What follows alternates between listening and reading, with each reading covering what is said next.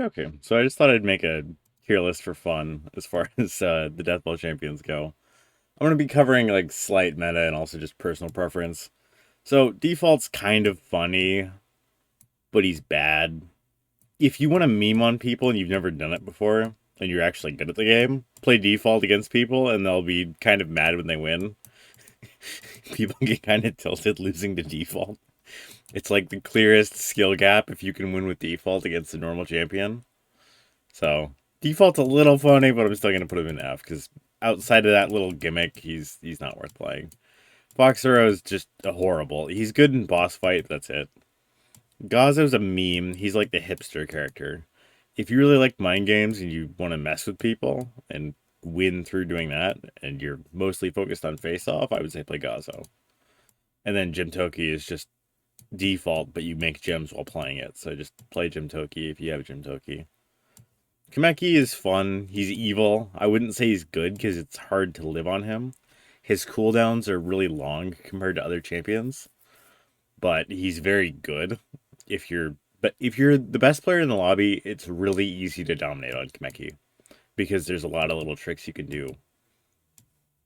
Kilo is just the most broken by far, like not even close. He's probably the easiest character to play and just rolls by being, the champion. You don't really have to think when you're playing Kilo compared to other champions. So, at least compared to most of them. I'll get into the others. Koju is just kind of. Koju's just bad. Like, he's very easy to understand, and once you understand how to counter him, he isn't scary. So I'd say Gazo's more. There's more creativity in how you use his abilities.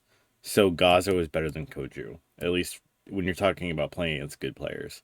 If you're playing against bad players, Koju is way stronger though, because he's just way easier to play. If you're like a thousand win player, or sorry, not 1,000 wins, 1,000 kill player playing Koju, you're gonna be better than on Gazo. As far as like Kilo, you're just if you have him level 100, you don't really need to think. You'll be fine.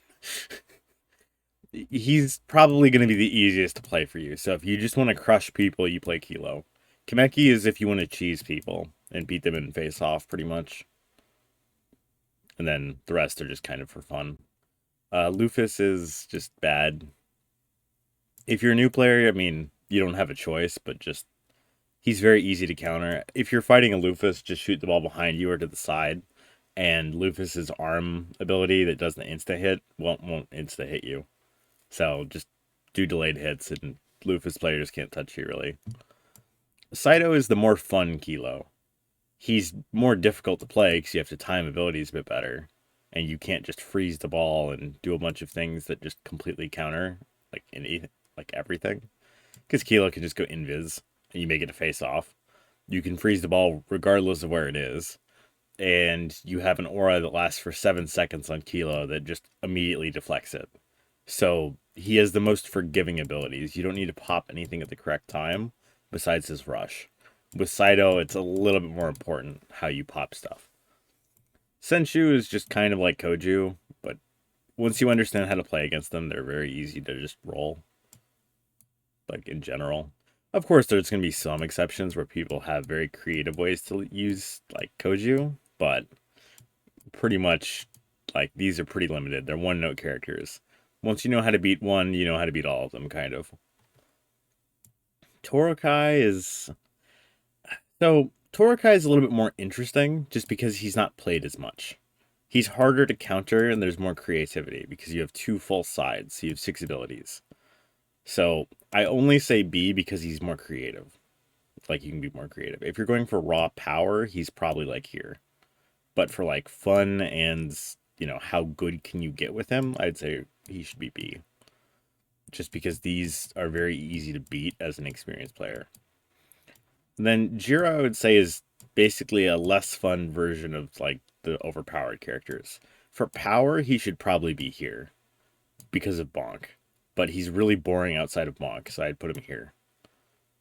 But yeah, like Kameki's the more fun one, and he's decently strong. And then Jiro is like ranked viable and strong.